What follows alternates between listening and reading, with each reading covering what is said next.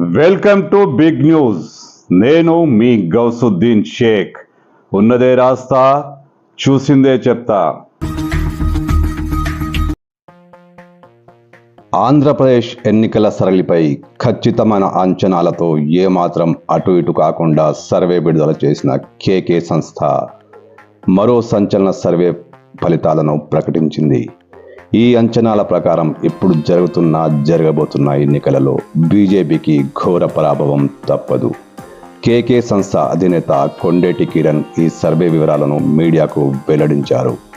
ప్రస్తుత పరిస్థితులలో బీజేపీ ఎక్కడా గెలిచే అవకాశం లేదని, ఆ పార్టీ ఇప్పుడు టైటానిక్లా మారిందని కిరణ్ కామెంట్ చేశారు.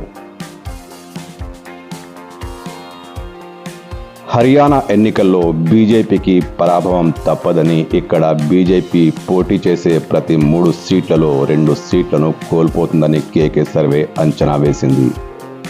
హర్యానాలో జాట్లు, రైతులు, దాదాపు అన్ని వర్గాలు కాంగ్రెస్ వైపు మొగ్గు చూపిస్తున్నారని కేకే విశ్లేషించింది.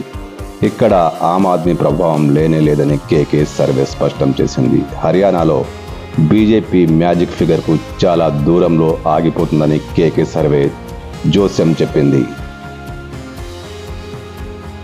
ఒక హర్యానాలోనే కాదు, తర్వాత జరిగే మహారాష్ట్ర, వెస్ట్ బెంగాల్, తమిళనాడు అసెంబ్లీ ఎన్నికల్లోనూ బీజేపీ ఓటమి పాలవుతుందని కేకే చెప్పడం సంచలనంగా మారింది.